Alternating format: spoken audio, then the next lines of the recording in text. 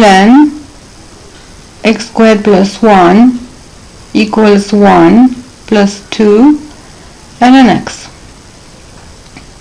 We know that ln is defined for positive arguments, therefore x squared plus 1 should be positive, and it is, as the sum of two squares, x squared and 1, which is 1 to the square, and x as well should be positive. So we impose the condition that our solution should be positive. Now the strategy to solve this problem is to obtain 1 ln on both sides. So we will apply the laws of logarithms. 1 we can write it as ln of e, because ln means log in base e, and log in base e of e power 1 is 1, plus the 2 gets inside as a power, ln of x squared. We continue, ln x squared plus 1 equals ln ex squared. We apply here the property that ln a plus ln b equals ln of ab. Now we have ln, 1 ln on both sides. Ln of the first argument of x squared plus 1 being equal to ln of ex squared, it means that the ln function being an injective function, x squared plus 1 is equal to ex squared, or 1 equals ex squared minus x squared, or 1 equals x squared into e minus 1. Therefore x squared will be 1 over e minus 1. We apply square root on both sides. X is plus minus square root of 1 over e minus 1. But remember, x should be positive, therefore x is square root of 1 over e minus 1. We use the calculator, that will give us 0.7628. Now we need three significant figures. 0 in front doesn't count as a significant figure, so we have 1, 2, 3 significant figures. The 2 is followed by an 8, which is greater than or equal to 5. Right? Therefore 2 becomes 3, because the closest is closest to 0.763. So the answer is going to be x equals 0.763.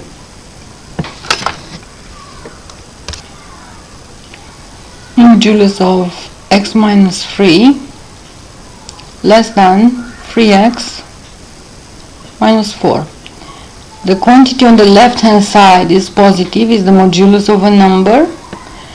Therefore, the modulus of a number, positive quantity, cannot be less than a negative quantity.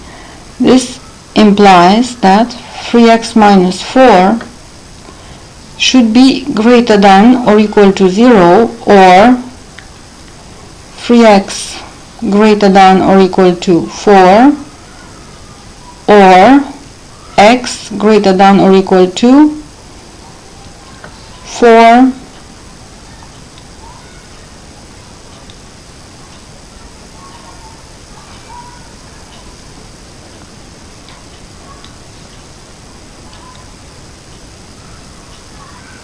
over 3. Being given that we deal with positive quantities in equation, if one is less than the other one, so will be the square. So in this particular case, I repeat, only in this case, we can square both sides. Modulus of x minus 3 to the square is x minus 3 to the square, less than 3x minus 4 to the square. X minus 3 to the square is x squared minus 2 times x times 3, 6x plus 9, less than 9x squared minus 2 times 3x times 4, 24x plus 16.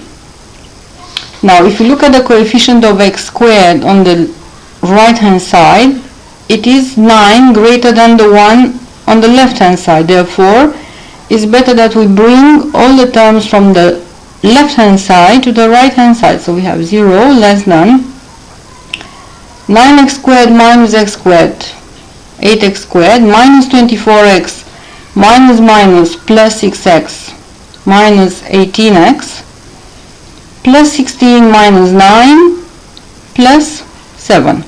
Or the inequation becomes 8x squared minus 18x plus 7 greater than 0.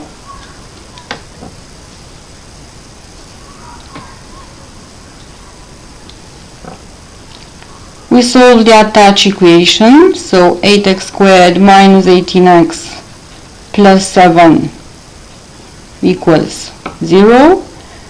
Delta b squared minus 4ac minus 18 to the square minus 4 times 8 times 7, or 324 minus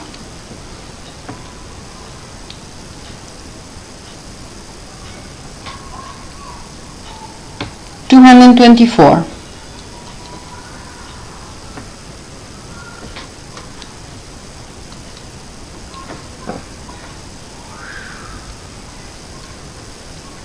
Equals 100. The critical values x12 will be equal to minus b minus minus 18, 18 plus minus square root of 110 over 2 times 8, 16. So one root will be 18 plus 16, 28 over 16. We simplify by 4. That makes 7 over 4. Or the other one will be the 18 minus 10, 8 over 16. That is 1 over 2. Now, when we look at our initial condition, my root should be greater than or equal to 4 over 3. We remember this. In order to solve the inequation, we draw the number line, the real axis, and we place our critical values in increasing order. So we have half, 7 over 4. The parabola associated to 8x squared minus 18x plus 7 has the branches upwards, so it's a U-shaped parabola, and we want the function to be positive, that is above the x-axis.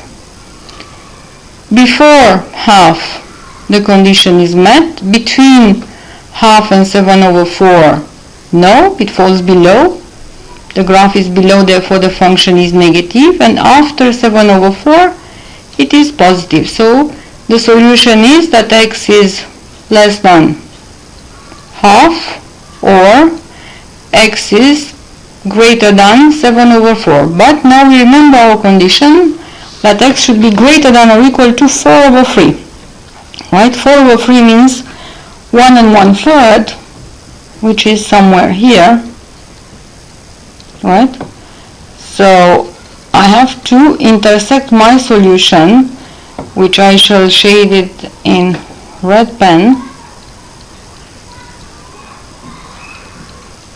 with x greater than or equal to 4 over 3.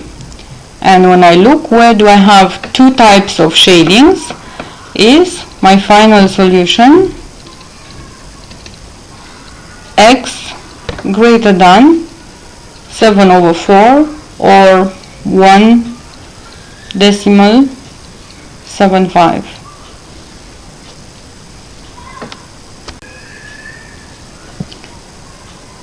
In the first part, we have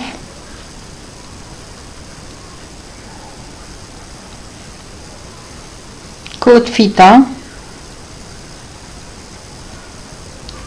minus 2 tan theta equals sine 2 theta. Right? So we have to transform this equation. Cot theta, we remember, is cos theta over sine theta. Minus 2 times, in the same way, tan theta is sine theta over cos theta. Equals sine to theta, sine of the double angle is 2 sine theta cos theta.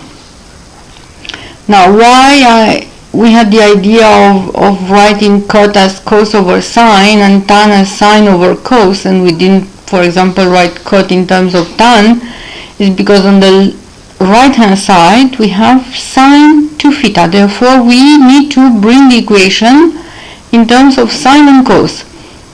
Now the common denominator on the left hand side is sine theta cos theta. We amplify the first fraction by cos theta. So cos theta times cos theta is cos squared theta, not cos theta squared, right? Cos squared theta means cos theta times cos theta. Minus 2 times, we amplify the second fraction by sine theta. So sine theta times sine theta, it will be sine squared theta. Equals 2 sine theta cos theta. Now if we look at the way we have to write our final equation, it should be only in terms of cos. So somehow I will have to write all the signs in terms of cos, meaning that here if we can cross multiply, so we obtain cos squared theta minus 2 sine squared theta equals 2 sine theta times sine theta, sine squared theta, cos theta times cos theta, cos squared theta. And we remember that the Pythagorean identity sine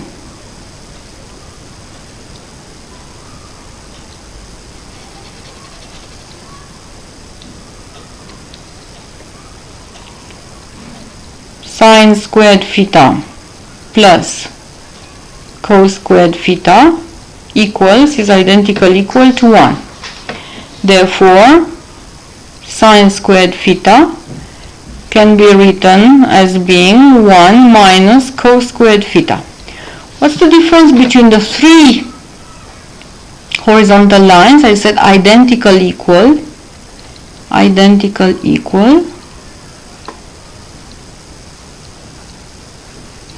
and this equal here.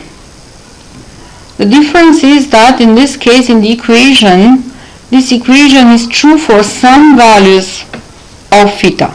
The identity is true for any value of theta, whatever that is. So returning here, cos squared theta is fine, we leave it as it is, minus 2 into, instead of sine squared theta, we write 1 minus cos squared theta equals 2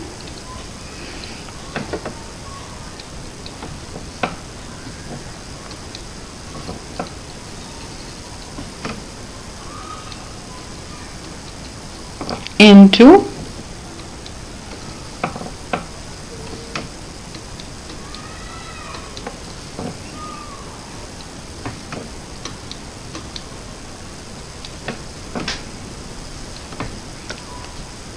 1 minus cos squared theta times cos squared theta.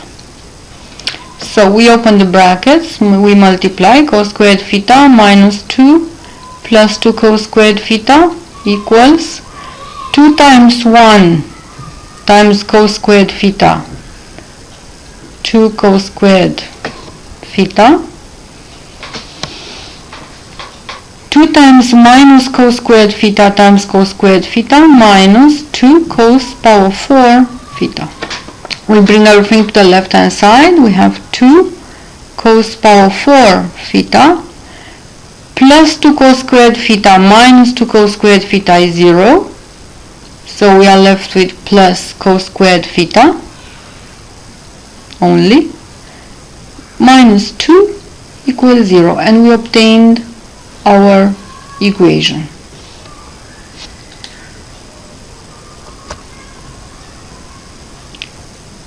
Now for the second part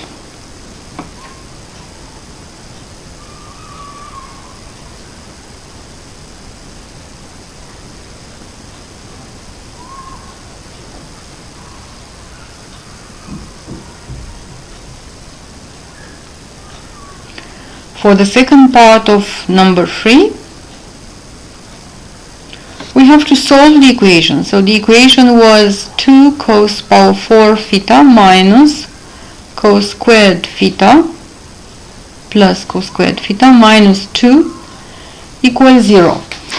When we look at it, we see that cos theta appears to the power of 4 and power of 2. Therefore, we can change the variable. We can call cos squared theta. We can call it t. So let cos squared theta equals to t, right? Cos power 4 theta will be equal to cos squared theta to the square. Cos squared theta being t, cos power 4 theta is t to the square. So our equation becomes 2t power 2 plus t minus 2 equals 0. Again, delta b squared minus 4ac, 1 to the square, minus 4 times 2 times minus 2. That will be 1 minus times minus plus, 4 times 4, 16, 1 plus 16, 17. So t12 will be minus b minus 1 plus minus square root of 17 over 4. So the first root is minus 1 minus root 17 over 2, and the second one is minus 1 plus root 17 over 4.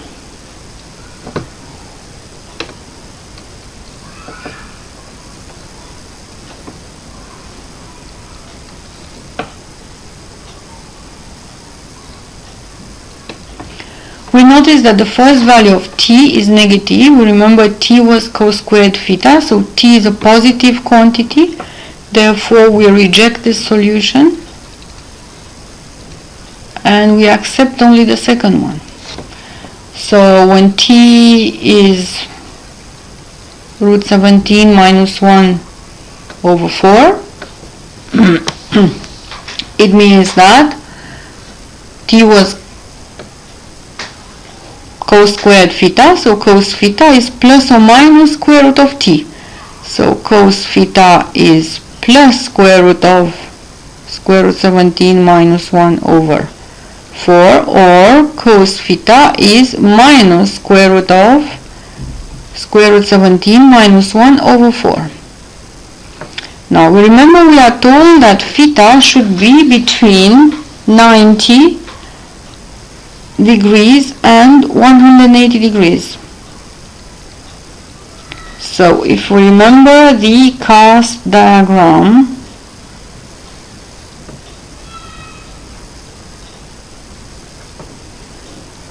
we have quadrant 1, and then we move around the quadrants in an anti-clockwise direction: quadrant 2, quadrant 3, and quadrant 4.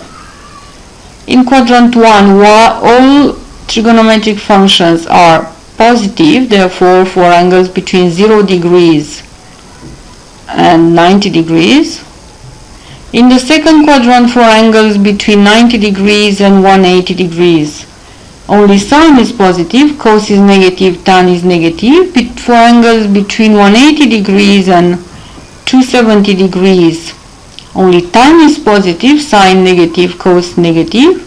And for angles between 270 degrees and 360 degrees, which means coming back to 0 degrees, in fact, making a full turn, only cosine is positive, tan negative, sine negative. So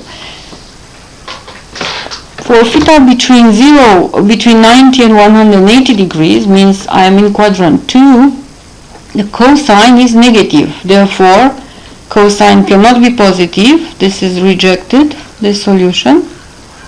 And cos theta should be equal to minus square root 17 minus 1 over 4.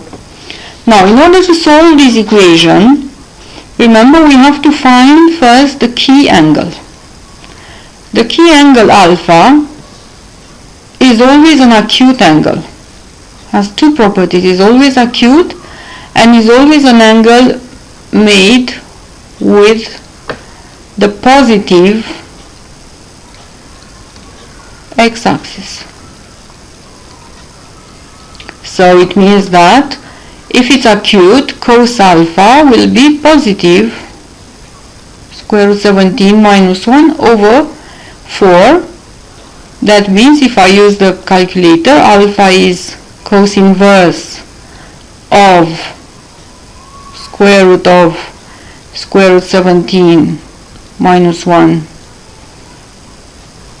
over 4, which makes alpha equal to 37.9 degrees. Now I'm going back to my equation. My equation theta, I said that should be in the second quadrant, so I'm placing the angle alpha in the second quadrant, the angle of 37.9 degrees. Therefore the angle theta will be 180 minus 37.9 degrees.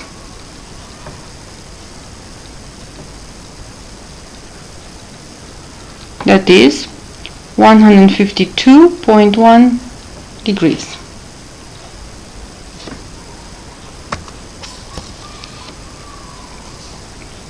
Now we go to number 4. In number 4 we are given a function in parametric form, that is x and y are given as function of the parameter t. X is t squared plus 1 and y is 4t plus ln of 2t minus 1. What does it mean in the equations given in parametric form? It means that, for example, if this is the graph of the function, right, let's say y given as a function of x, for any point on the curve A with coordinates x and y, instead of writing y as a function of x, we associate to that point A a parameter t. So for example, when t is equal to 2, x will be 2 to the square plus 1, that is 5, and y will be 4 times 2 plus ln 2 times 2 minus 1, that is y is going to be 8 plus ln 3. So my point A has Cartesian coordinates 5 and 8 plus ln 3. In terms of parametric coordinates, the value of the parameter at that point is 2.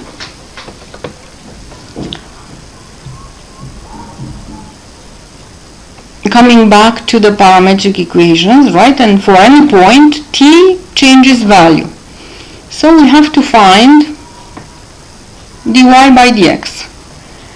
dy by dx can be written as being dy by dt times dt by dx. You can see that the dt, if I were to look at it as the multiplication of two fractions, the dt would cancel out. So what I have on the left hand side, dy by dx, is the same thing with what I have on the right hand side, dy by dx. Now we remember that dt by dx is 1 over dx by dt. So it means that dy by dx can be written as dy by dt over dx by dt. So in order to find dy by dx, I have to differentiate y with respect to t and x with respect to t and to divide the results. Now dy by dt will be equal to derivative of 4t is 4 plus derivative of ln function is 1 over the argument. For example, if I have to derivate ln x, that is 1 over x.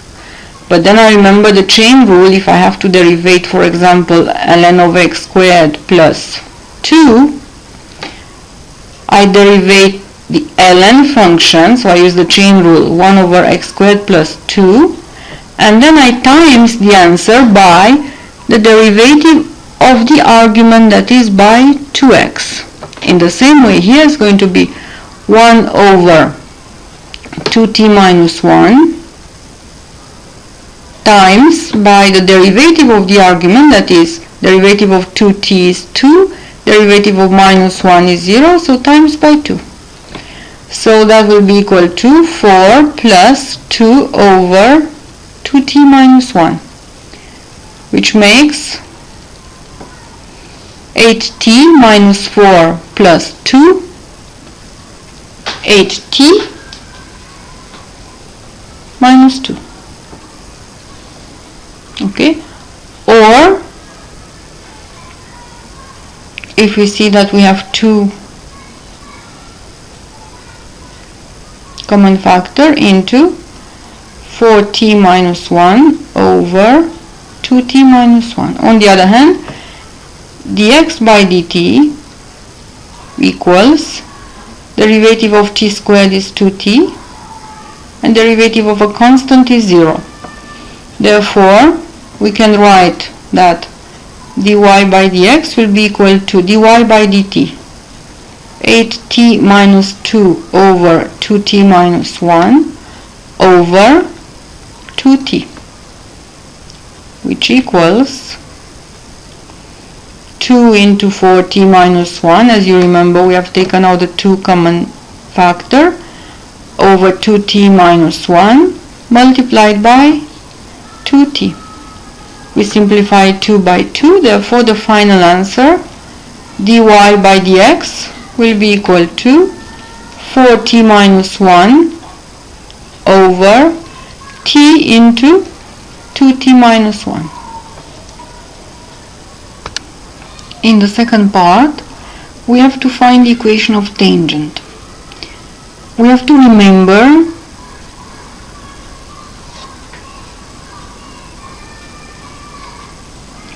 in the second part, we have to find the equation of the normal. Remember that for a function, normal, for example, if I draw here y equals x squared,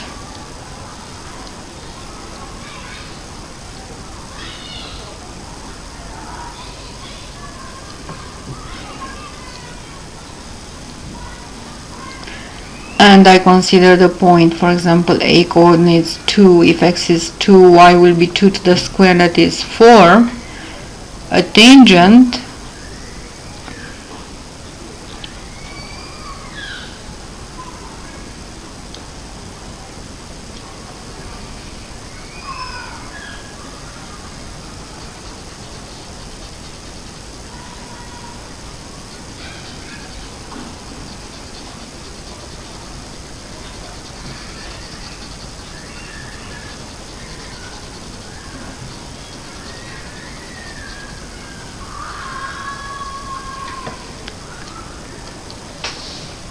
the second part, we have to find the equation of the normal.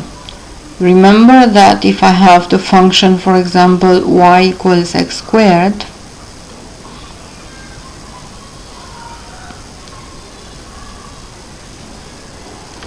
if I take a point a coordinates 2, if x is 2, and therefore y will be 2 to the square 4, a tangent is a line which touches the curve in one point, so this would be the tangent. Therefore, at that point, the slope of the line is equal to the gradient of the function. Now the normal is a straight line which is perpendicular to the tangent. That would be the normal. Remember that the gradient of the normal multiplied by the gradient or the slope of the tangent should be equal to minus 1, because the two lines are perpendicular. Therefore, in our example, in order to find the equation of the normal, we need to find first the gradient of the tangent and afterwards we will calculate the gradient of the normal. So the gradient over the tangent, as I said, is defined as being the gradient of the curve, that is dy by dx. As previously calculated, dy by dx was equal to 4t minus 1 over t into 2t minus 1. Now we want to calculate this gradient for the value of the parameter t equal to 1. Therefore, the gradient of the tangent will be 4 times 1 minus 1 over 1 into 2 times 1 minus 1. That is 3. By replacing the gradient of the tangent in the previous formula, we obtain that the gradient of the normal will be equal to minus 1 over 3. Now, this normal, we know that is at the point for t is 1. So let's calculate what are the values of x and y when t is 1. X is, remember, t squared plus 1, that is 1 to the square plus 1 will be 2. And y is equal to 4t, 4 times 1 plus ln of 2 times 1 minus 1. That is 2 times 1 minus 1 is 1, ln of 1 is 0. Therefore, y will be 4. So the point where I have to calculate the equation of the normal has coordinates 2 and 4. Remember, equation of a straight line is y equals mx plus c.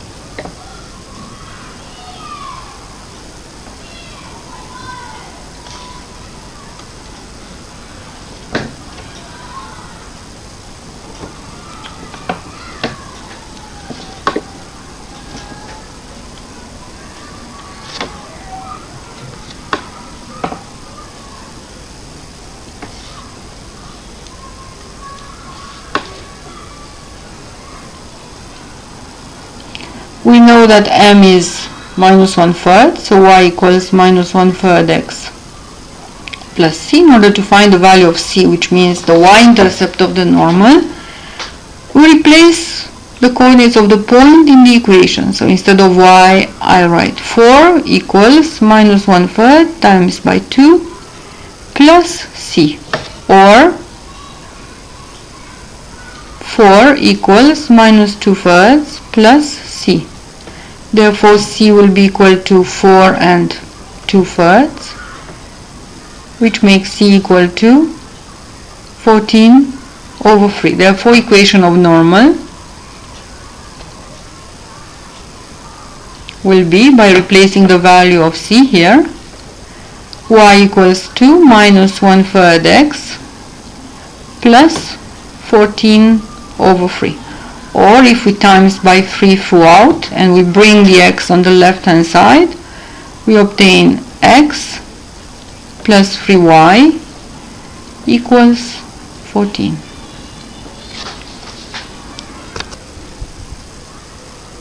So number 5, we are told that we have two substances, A with mass x and B with mass y.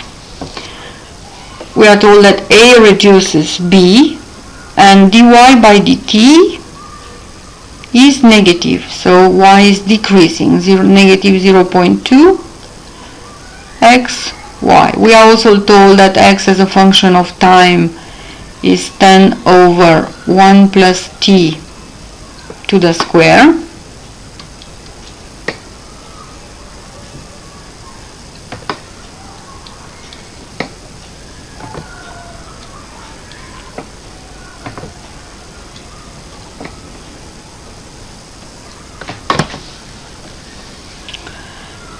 Therefore, in the expression of dy by dt, we can replace x by 10 over 1 plus t to the square.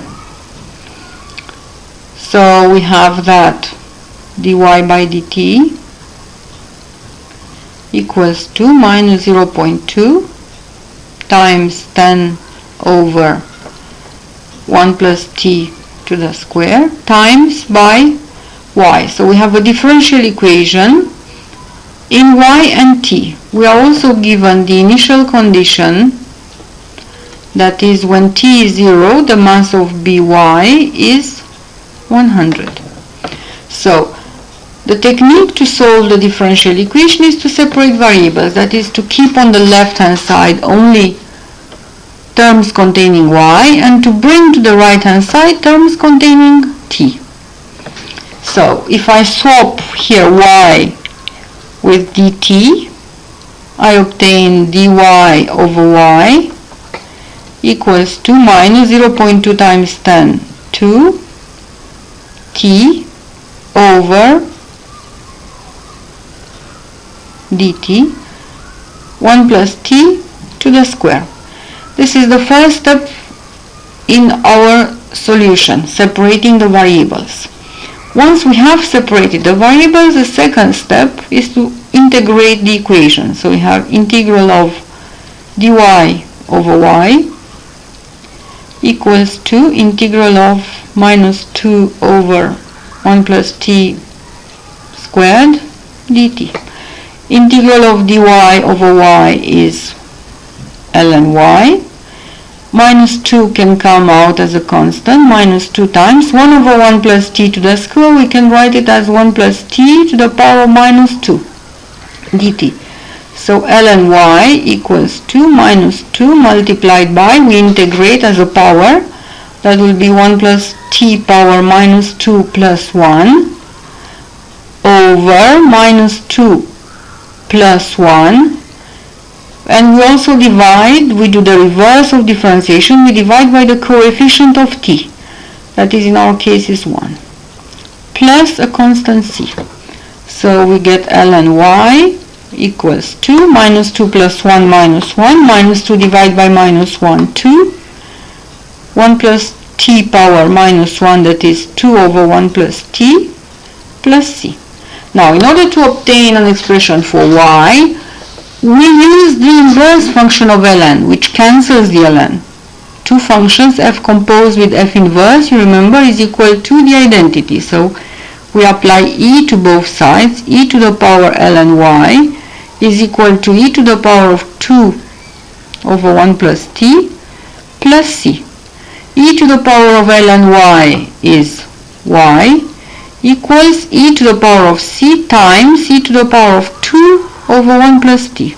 E to the power of c is a constant which we call a, nothing to do with the substance a. So we obtain that y is equal to a e to the power of 2 over 1 plus t. Now, in order to find the value of the constant a, we remember the initial condition that when t is 0, y is 100. Therefore, we have 100 equals a e power 2 over 1 plus 0, 1, 2 over 1, 2. In other words, a will be 100 over e squared. So the value of y is y equals 100 over e squared times e power 2 over 1 plus t. Now, being given that here we have the same base e, we obtain y equals 100 e power 2 over 1 plus t minus 2. The common denominator is 1 plus t, so y will be 100 e power 2 minus 2 minus 2t minus 2t over 1 plus t.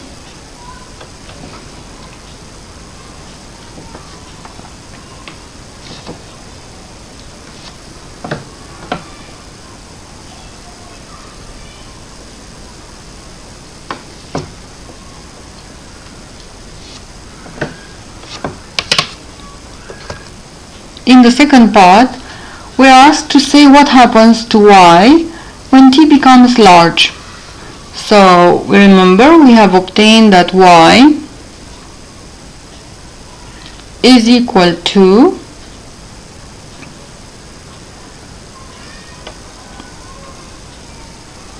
(100e to the power of minus 2t over 1 plus t.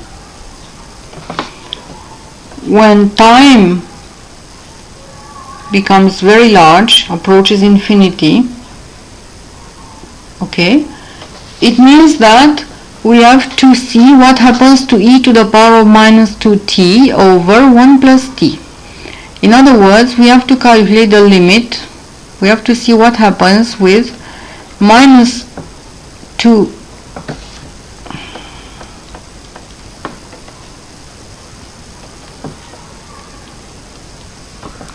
we have to see what happens with minus 2t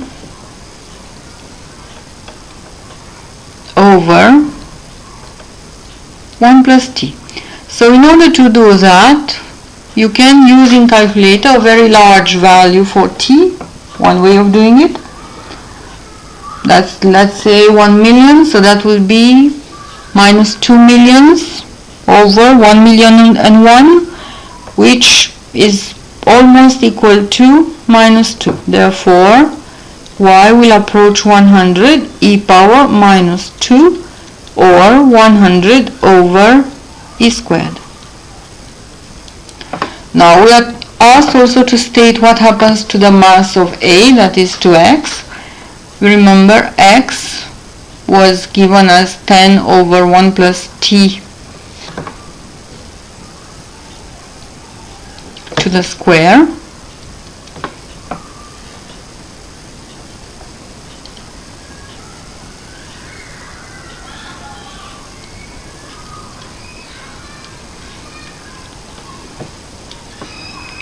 So 10 over 1 plus t to the square. When t becomes very large, if you replace the value 1 million, it's going to be 10 over 1 million. That is a very, very small number, which is almost 0. So the mass of A approaches 0.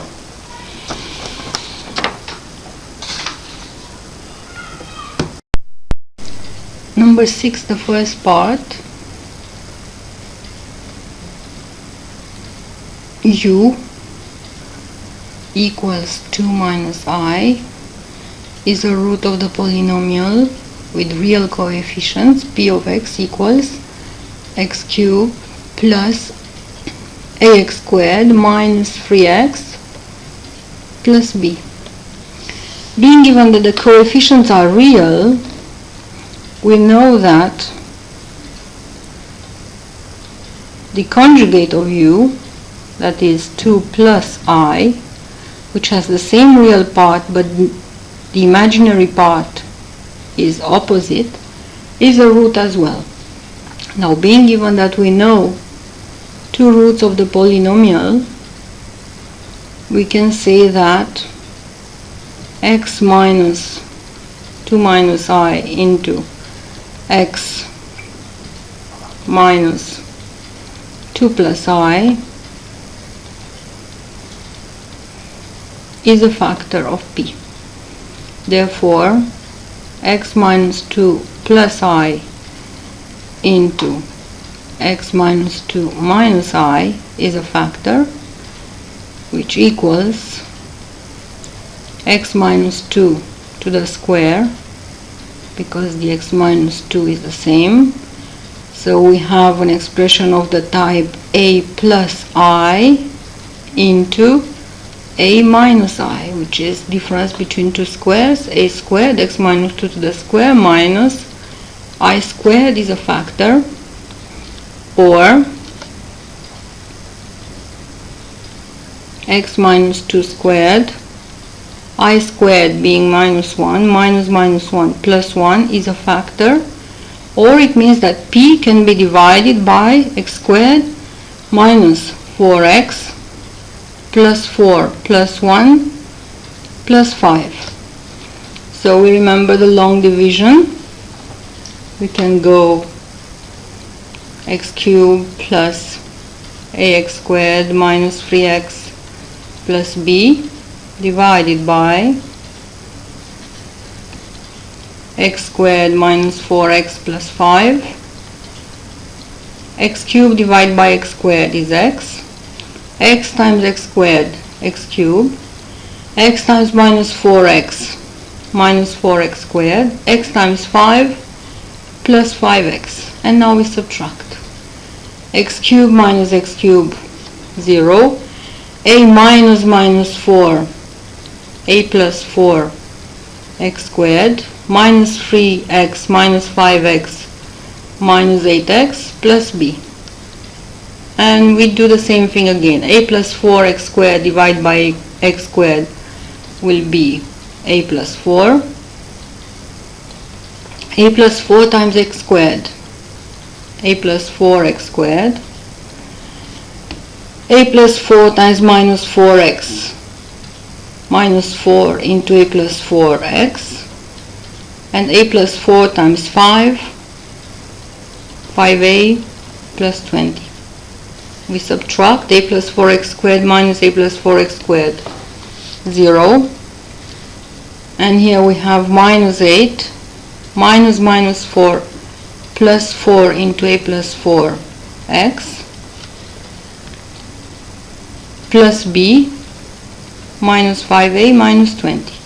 But we know that the remainder should be 0 because x squared minus 4x plus 5 is a factor of the polynomial. Therefore, coefficient of x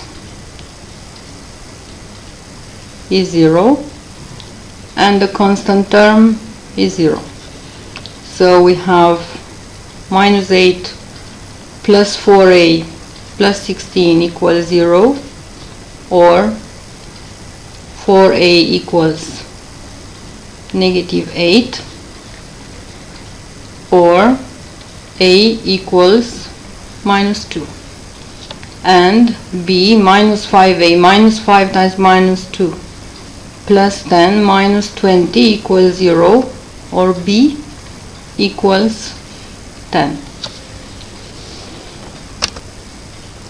Number 6, the second part, we are told to find the locus by drawing of all the points z such that modulus of z minus u from the previous part, this is the second part,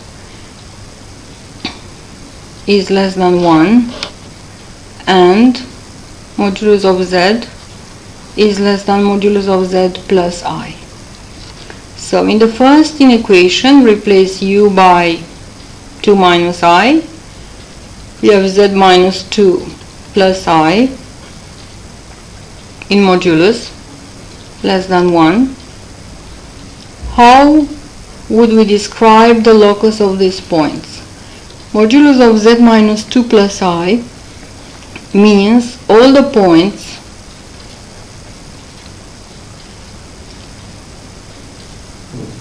z,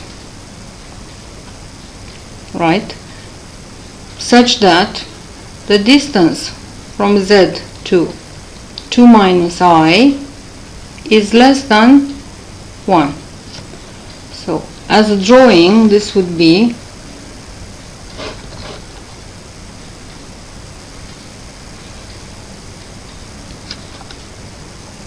we draw real axis, imaginary axis, a circle centered in 2 minus I, so 2 on real axis and minus 1 on imaginary axis.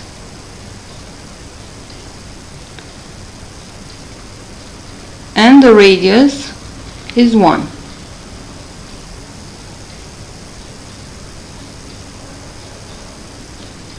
So here it would go down to minus 2. Being given that the distance is less than 1, it means that I'm looking at all the points inside the disk without the boundary of the disk. So I will draw the boundary of the disk with a broken line, and I'm going to shade the disk. Now, as for the second inequation, modulus of z less than z plus I, modulus of z means the distance from z to origin. Modulus of z plus I means the distance from z to minus I. So it means all the points z such that they are closer to the origin than to minus I. So that is the origin, that is minus I. So if we had the distances are equal, then the locus would have been the perpendicular bisector of the segment with one end in 0 and one end in minus 1. So that would go through minus half. Now, being given that the points are closer to 0, I'm going to shade the part which is closer to 0. And our final answer is the segment of the circle situated here. And of course we have to exclude the boundary.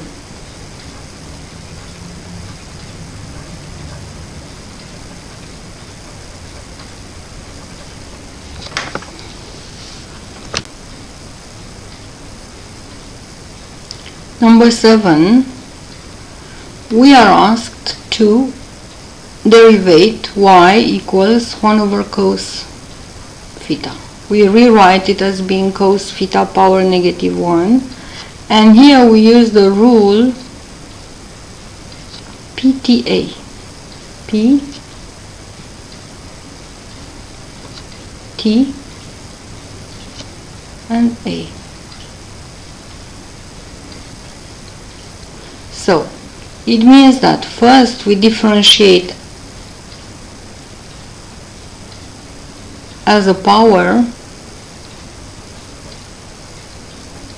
then as a trigonometric function, and then as an algebraic function. So, we go as a power. The power is minus 1. Right? So if we differentiate as a power, it means that dy by d theta will be equal to, the power comes in front. For example, if I have to derivate x power 3, that would be 3 times x power 3 minus 1, that is 3x squared. In the same way, the power comes in front, minus 1 times cos theta power minus 1 minus 1 minus 2, and we are done with p times. Now I differentiate as a trigonometric function. The derivative of cosine is minus sine theta, and then times I differentiate as an algebraic function, that is the argument. The argument is theta. The derivative of theta with respect to theta is 1. So you can see I used the rule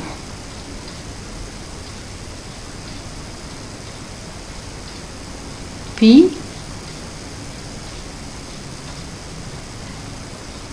followed by T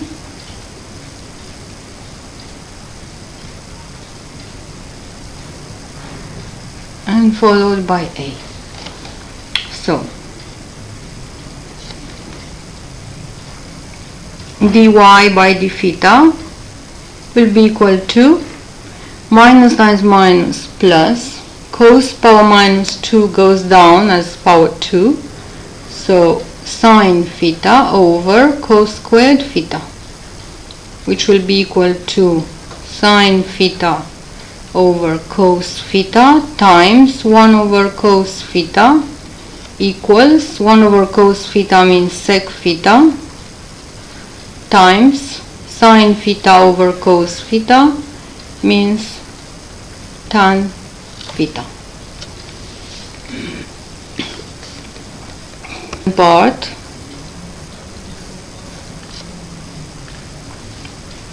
we have to show that 1 plus sine theta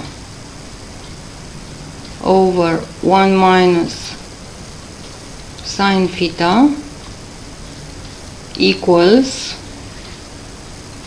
2 sec squared theta plus 2 sec theta tan theta minus 1. We can see that if I look at it the way I'm looking at complex numbers, if I amplify, that is I multiply numerator and denominator by 1 plus sine theta, down I would obtain 1 minus sine squared theta, which is cos squared theta. So down is cos squared theta, and numerator I would have 1 plus sine theta to the square, which equals, so the strategy is to start with left hand side, to use trigonometric formulae and algebraic manipulations, and to reach the right hand side. So 1 plus sine squared theta is 1 plus 2 sine theta plus sine squared theta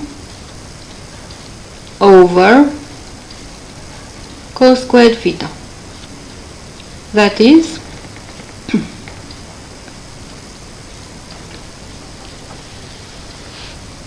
equal to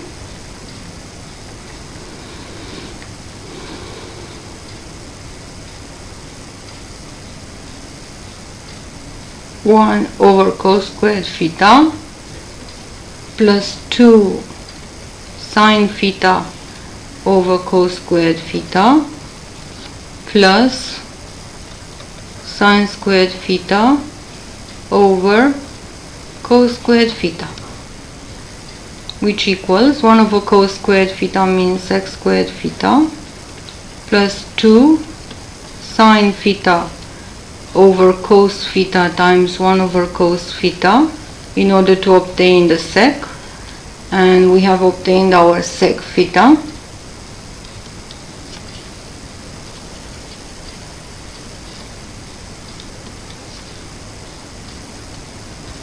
Plus sine squared theta over cos squared theta is tan squared theta. But we know that the identity 1 plus tan squared theta equals sec squared theta. Therefore, when I look at what I have to prove, there is no tan squared theta there. So I make tan squared theta subject to formula, and tan squared theta will be equal to sec squared theta minus 1. Therefore, my expression will be sec squared theta plus sec squared theta 2 sec squared theta plus 2 sine theta over cos theta tan theta times sec theta, and we don't forget the minus 1.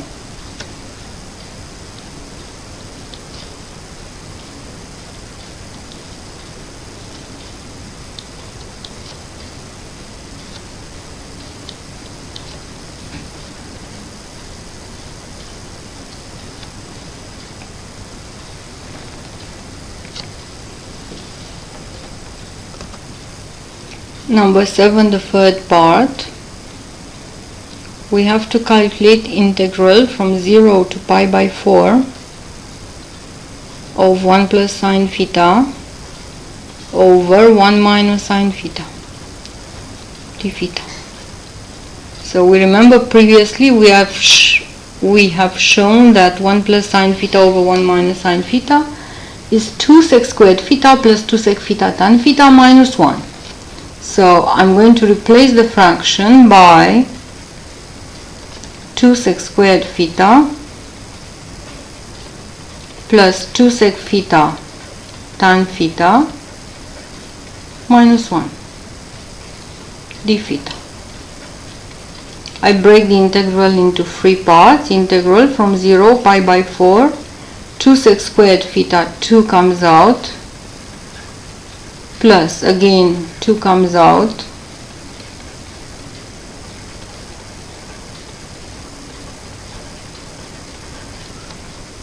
minus integral 0 pi by 4 of d theta will be equal to integral of sec squared theta is tan theta, so that is 2 times tan theta. Integral of sec theta tan theta d theta is sec theta plus 2 sec theta, and integral of d theta is theta, everything taken from 0 to pi by 4. So now we remember we always replace the upper limit first, followed by the lower limit. So I'm drawing my two brackets.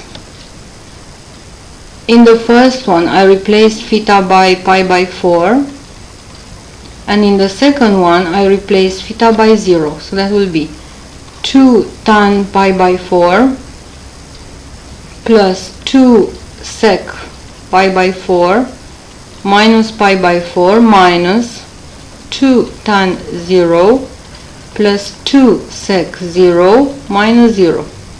So that will be equal to tan pi by 4 is 1, so we have 2 times 1, 2, plus sec pi by 4 means 1 over cos pi by 4. Cos pi by 4 is square root 2 over 2, so 2 over square root 2 minus pi by 4 minus tan 0 is 0, sec 0 is 1 over cos 0, that is 1, and 0 goes away, so minus 2. 2 minus 2 is 0, so the final answer will be 4 over square root 2 minus pi by 4. We amplify by root 2, so that will be 4 root 2 over 2 minus pi by 4, or 2 square root 2 minus pi by 4.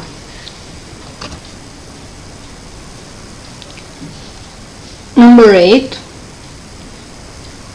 we have to express the fraction 5x squared minus 7x plus 4 over 3x plus 2 into x squared plus 5 in partial fractions, and then we have to expand each fraction separately.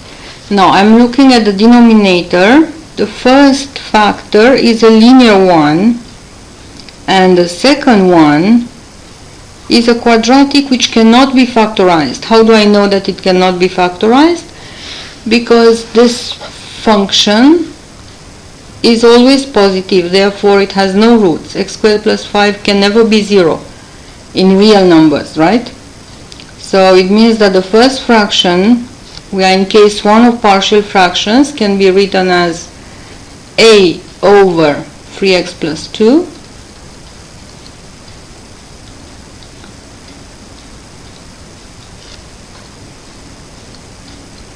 plus the second one, it's a quadratic which cannot be factorized, so it will be bx plus c over x squared plus 5. Now the idea is to find the coefficients a, b and c, right? So the common denominator is the same to the right hand side, so I can write that 5x squared minus 7x plus 4 equals, the first fraction has to be amplified by x squared plus 5 and the second one by 3x plus 2. So a multiplied by x squared plus 5 plus bx plus c multiplied by 3x plus 2. In order to find ABC, we go first for what is called the cover-up method. That is, what value of x would make this term disappear? That is, for what x is x squared plus 5 0? The answer is none. As we said, x squared plus 5 in real numbers can never be 0. So I go for the next term. For what value of x can this term be 0? for x equals minus 2/3, right? X equals minus 2/3 would cancel the 3x plus 2. So why, now the question is, why am I allowed to give values to x? Because in fact here we have an identity. I always want the two fractions, the two parts, to be equal. So x can take whatever value we want. So let x equals minus 2/3. Okay, when x is minus 2/3, I have 5 times minus 2/3 squared, 4/9. Minus 7 times minus 2/3 makes plus 7 times 2/3 plus 4 equals a into minus 2/3 to the square is 4/9 plus 5, and the second term cancels out. So we get 20/9 plus 14/3 plus 4 equals 49/9a. We times by 9 throughout. So we have 20 plus 42 plus 36 equals 49a. 62, 98 equals 49a. Therefore, a is equal to 2. Now we cannot use the cover-up method to find the coefficients b and c, because x squared plus 5 does not cancel. Therefore, I can give to x random values. For example, the easiest one to think of is let x equal 0. Therefore, 5x squared is 0, minus 7x is 0, so left hand side is only 4 equals a. Instead of a, I write 2 times 0 to the square, 0 plus 5, 5, plus bracket b times 0, 0. I'm left only with c, times 3 times 0 plus 2, 2. Therefore, 2c will be equal to minus 6, or c is going to be equal to negative 3. In the same way, I give to x the value 1. On the left hand side, I will have 5 minus 7 plus 4, that is 2, equals a. 2 times 1 to the square, 1 plus 5, 6, plus b, instead of c I write minus 3, times 3 times 1, 3, plus 2, 5. So we get that 2 minus 12 minus 10 equals 5 into b minus 3.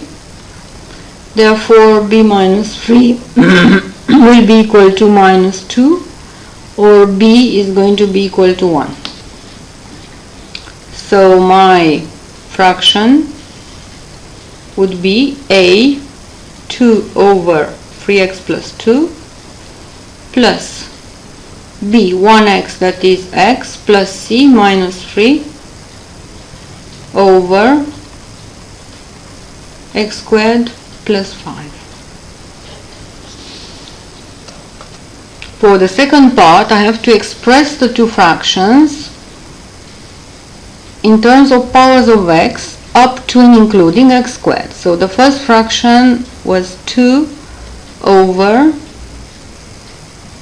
2 plus 3x. Now I have to rewrite it as 2 into 2 plus 3x power minus 1, which is equal to, now I need to get 1 here. So I force out the two common factors. So it will be 2 times 2 into 1 plus 3x over 2. Right? So I divide it by 2. 2 divided by 2, 1. 3x divided by 2, 3 over 2x. Everything power minus 1. And now 2 multiplied by 2 power minus 1 is 1. So I will obtain 1 plus 3 over 2x power minus 1, which can be written as a series in ascending powers of x, 1 plus the power minus 1 over as many factors as I have up. Up I have one factor, so over 1, times 3 over 2x power 1 plus the same thing, power, but now I'm going down, minus 1 times going down, minus 2, and down as many factors as up, that is 1 times 2. I'm going up, so this decreases, the numerator decreases, the denominator increases, times 3 over 2 x to the square. So that will give me 1 minus 3 over 2 x, minus times minus plus, and we simplify, plus 9 over 4 x squared. The second fraction is x minus 3 over 5 plus x squared. So that will be x minus 3 times 5 plus x squared power negative 1. That is x minus 3. I force out 5, and when I force it out it will come out with a power. So 5 into 5 divided by 5, 1, plus x squared divided by 5, 1 over 5 x squared. You see, if I multiply it back, I get 5 plus x squared equals 5 power minus 1 is 1/5. I write it here. X minus 3, 1 plus 1/5.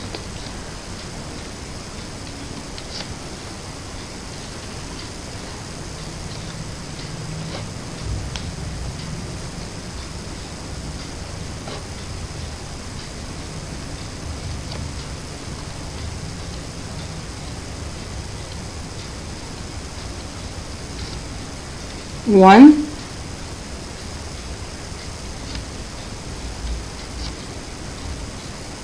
plus 1/5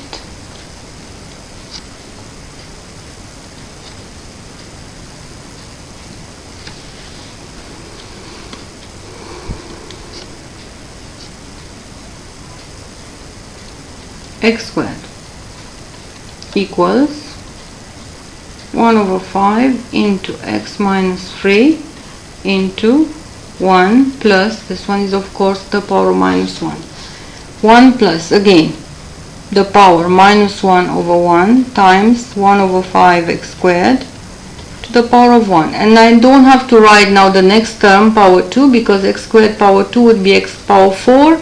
And we have to do in ascending orders up to x power 2. So plus dot dot dot. So that would be equal to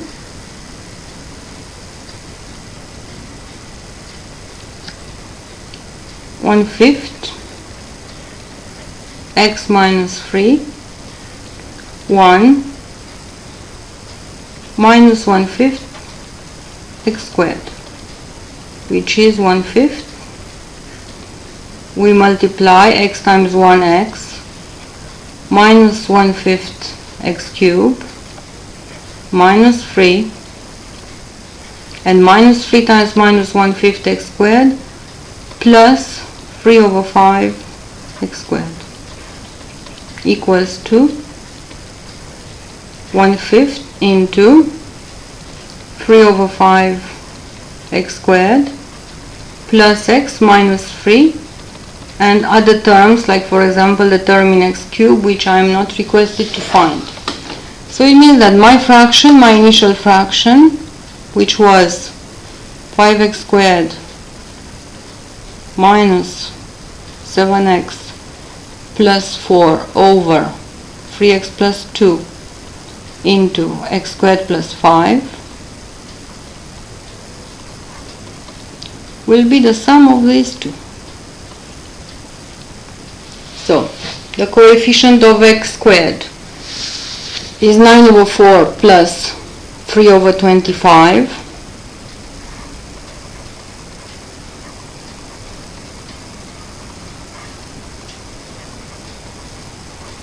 plus the coefficient of x is minus 3 over 2 plus 1/5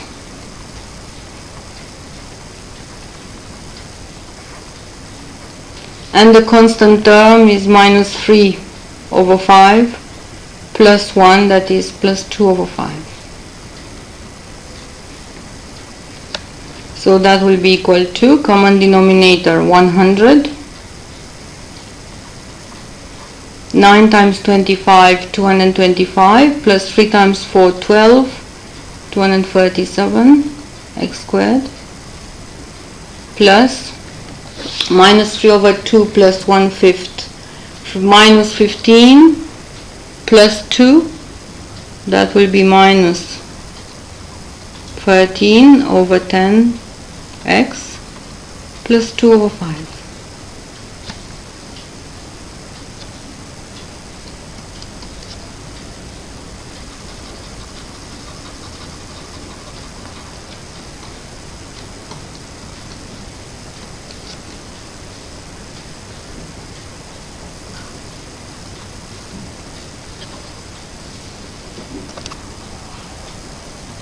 Now let's see number 9. We are given that the position vector of A is I plus 2j plus 4, which can be written on components. I, the coefficient of I is 1, plus 2j, 2, and the third component along the z-axis plus 4k, 4. We are given that the line L has vector equation R equals 9 minus 1, 8 plus mu 3 minus 1, 2. And we are told to find the distance from the point A to the line L. To find the foot of the perpendicular, the coordinates of that point P. So if I draw a perpendicular, the coordinates of A are 1, 2, 4. You see, I can always play between the position vector of A, vector I plus 2j plus 4k, or column vector 1, 2, 4, to coordinates of point A, 1, 2, 4. Now I have to find the coordinates of P. I don't know them, so I call them xp, yp, zp. What do I know about AP? I know that first thing is that I know that P is on the line L. Therefore, the position vector of P verifies the equation of the line L. So instead of vector R in the line L, I can write xp, yp, zp equals, and now in a compact form, 9 plus 3 mu minus 1 minus mu 8 plus 2 mu.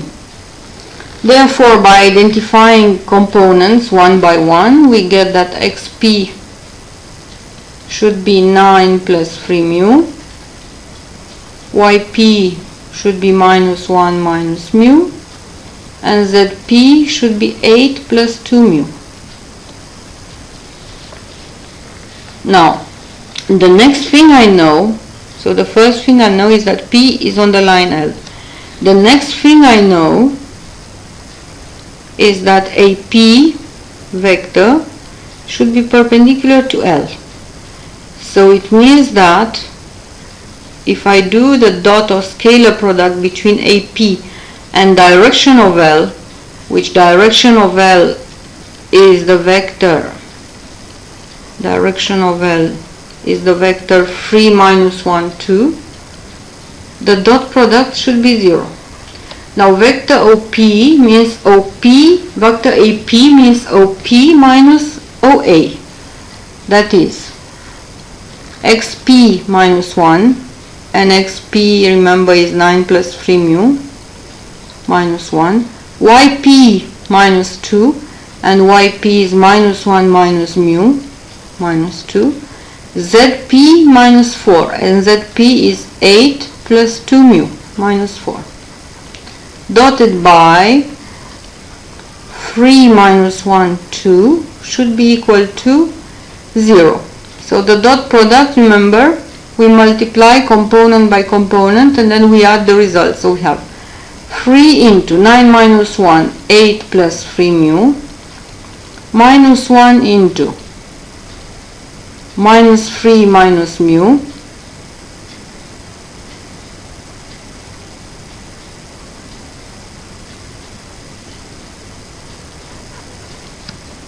plus 2 into 4 plus 2 mu equals 0. So we have 9 mu minus minus mu plus mu plus 4 mu and then plus 24 plus 3 plus 8 equals 0. So 14 mu equals negative 35. Therefore, when we simplify, mu will be minus 5 over 2.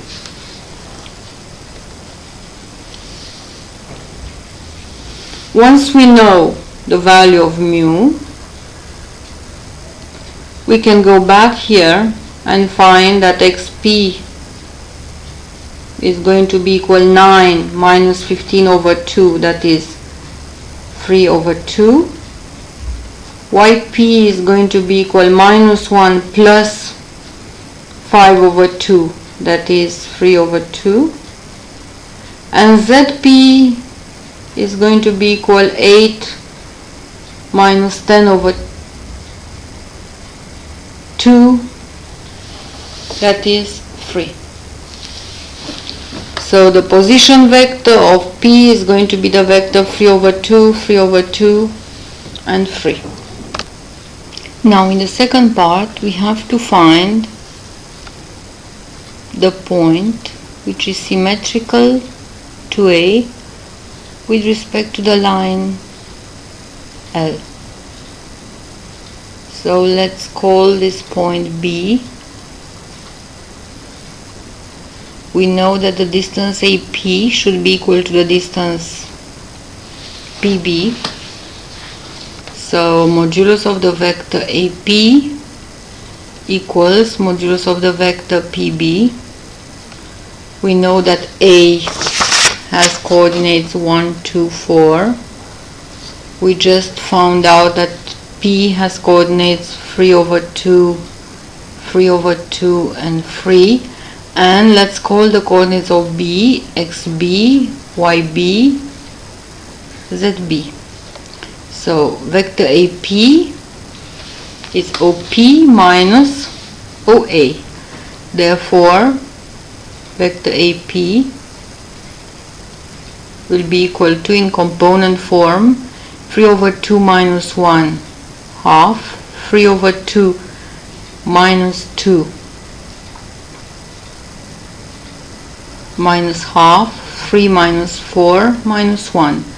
Therefore, modulus of vector AP will be square root of half to the square 1 over 4 plus minus half to the square 1 over 4 plus minus 1 to the square 1, which will be square root of half plus half, 1 quarter plus 1 quarter, half plus 1, 1 and a half, or 3 over 2. Vector PB is OB minus OP, which makes XB minus 3 over 2, YB minus 3 over 2, ZB minus 3. Therefore, modulus of vector PB will be equal to square root of XB minus 3 to the square plus YB minus 3 over 2 minus 3 over 2 to the square plus ZB minus 3 to the square. Now we also know that P, the point B, is on the line determined by the points A and P. The line determined by the points A and P has the equation R equals to coordinates of A 1, 2, 4, it goes through A, plus lambda times the vector AP, that is half. The direction is given by the vector AP.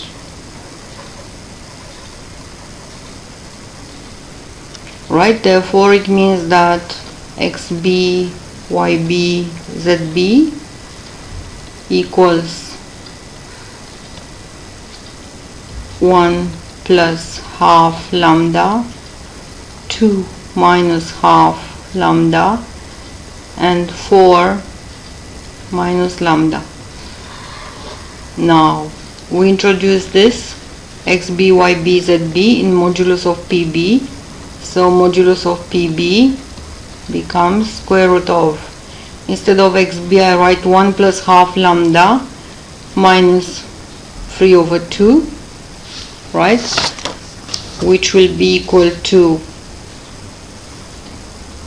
lambda over 2 minus half to the square, plus, instead of YB I write 2 minus half lambda minus 3 over 2 will be half minus lambda over 2 to the square, plus, instead of ZB I write 4 minus lambda, 4 minus 3, that will be 1 minus lambda to the square. And this should be equal to modulus of AP, which modulus of AP is square root of 3 over 2. If we square both sides, we get that when we raise to the square lambda over 2 minus half, and half minus lambda over 2 is the same thing. So 2 times lambda minus 1 over 2, everything to the square, plus 1 minus lambda squared equals 3 over 2. 2 to the square is 4. Simplify with 2. We are left with lambda minus 1 to the square over 2.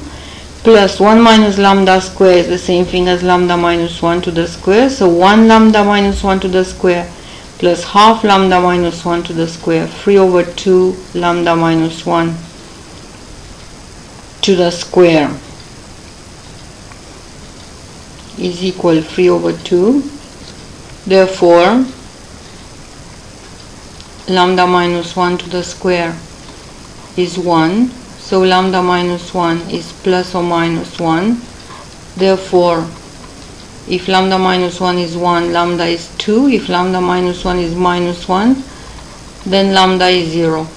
If lambda is 0, we get the point P. If lambda is 2, we replace in the coordinates of B, so we get coordinates of B, XB 1 plus half lambda, 1 plus half of 2, 1 plus 1, 2 minus half of 2, 2 minus 1, and 4 minus 2. That is, coordinates of B are 2, 1, and 2. Or position vector of B, OB, is components 2, 1, and 2.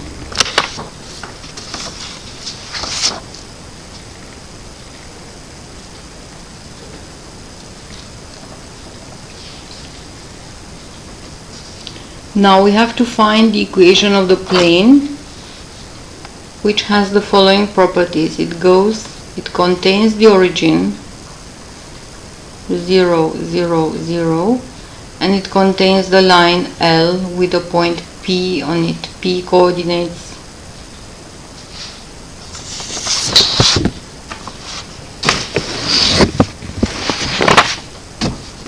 3 over 2, 3 over 2, and 3. So, in order to find the equation of the plane, we get to find the normal to the plane.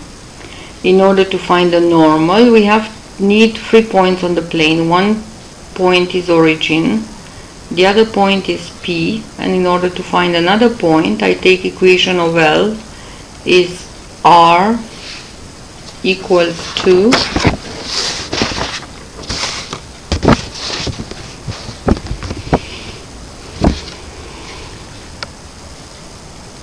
(9 minus 1, 8) plus mu 3 minus 1, 2. So I give to mu the value 0, for example. So I find a point C with position vector OC equals 9, minus 1, 8, or coordinates of C 9, minus 1, 8. So the normal is perpendicular on the plane formed by OC and OP, which is the plane I'm looking for.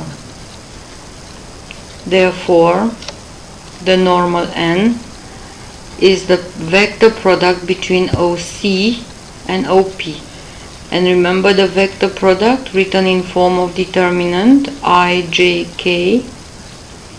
Now coordinates of C are 9, minus 1, 8, and coordinates of P are 3 over 2, 3 over 2, and 3. So that will be equal to I times, we move on the first line, plus, minus, plus.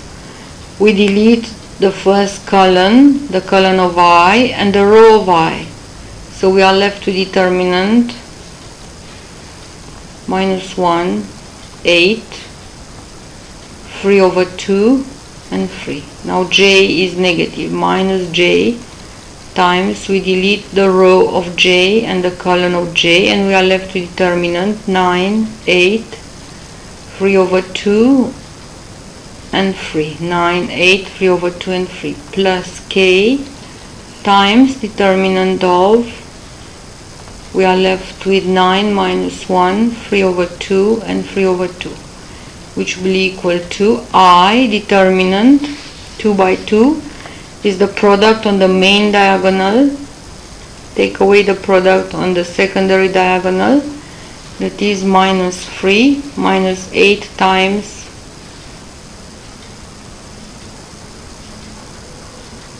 minus 3, minus 8 times 3 over 2, minus j times 9 times 3, 27, minus 8 times 3 over 2, plus k into 9 times 3 over 2, 27 over 2, minus 1 times 3 over 2, plus 3 over 2.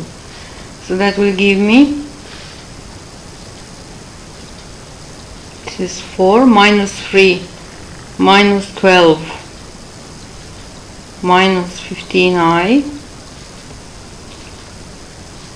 Again we are left with 4, 27 minus 12, minus 15 j, 27 plus 3, 30 over 2, plus 15 k, or in component form, minus 15, minus 15, and 15.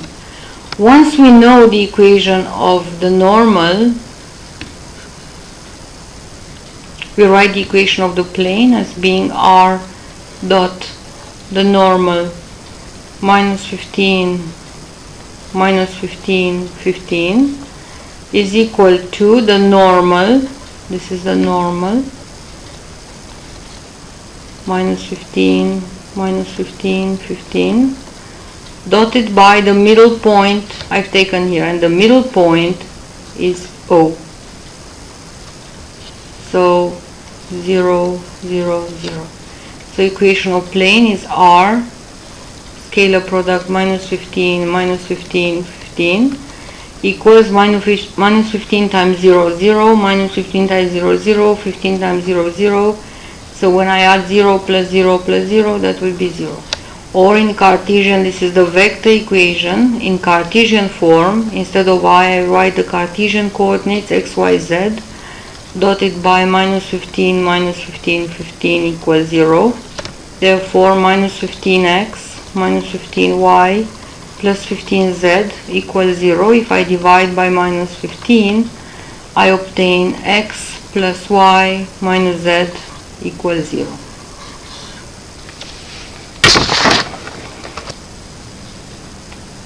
Now for number 10, we are given the graph of the function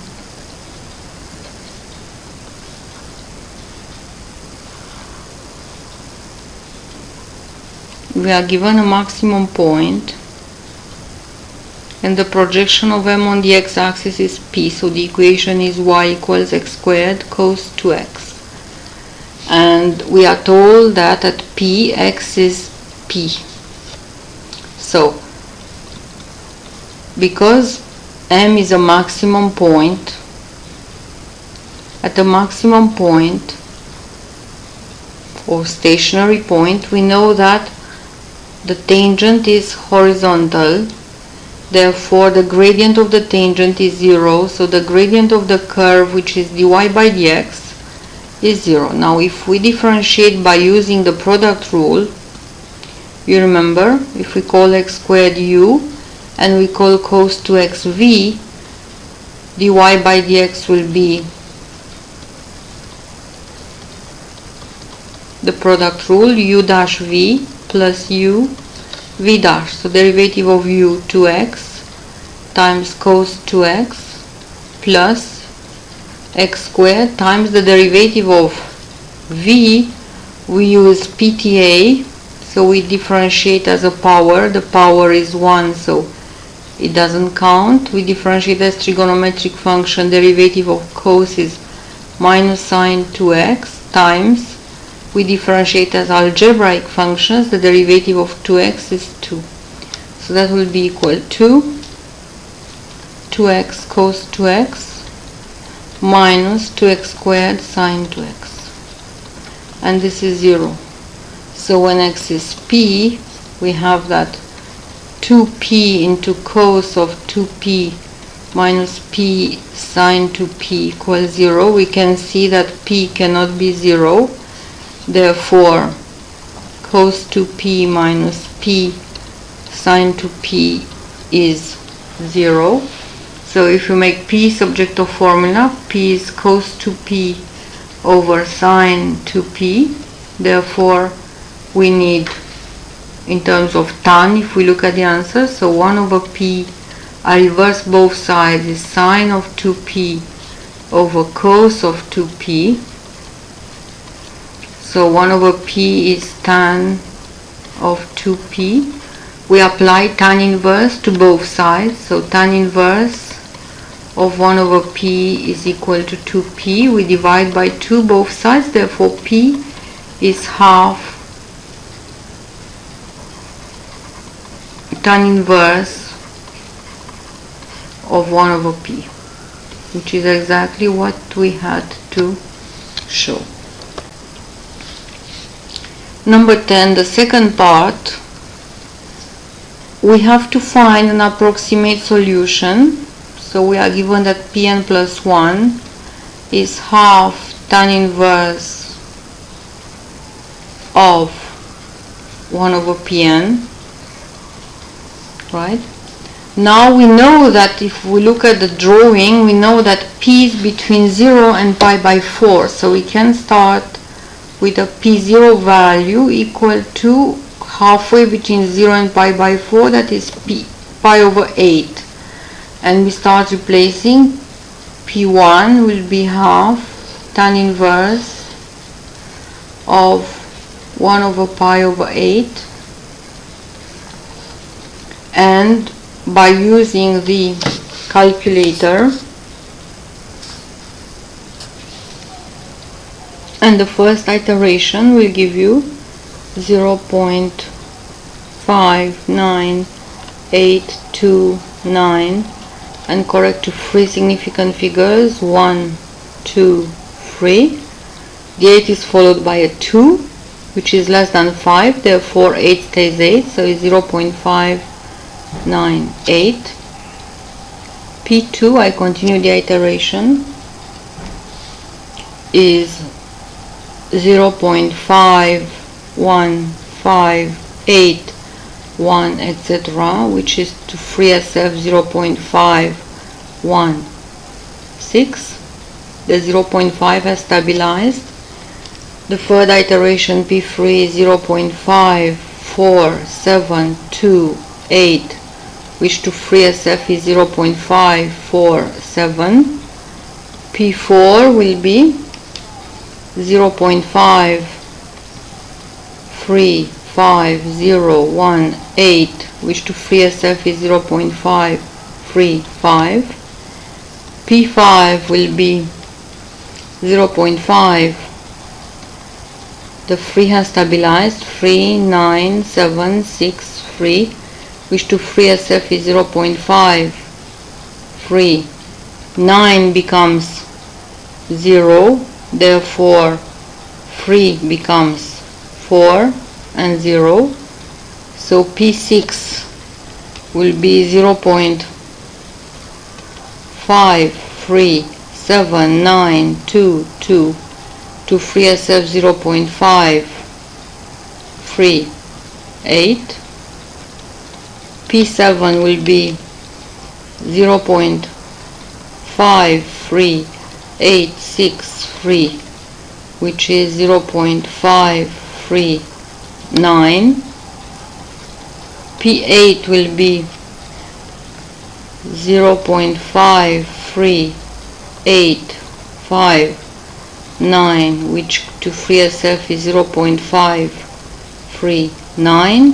So we got two answers which are equal, correct to free SF. So this is the final answer.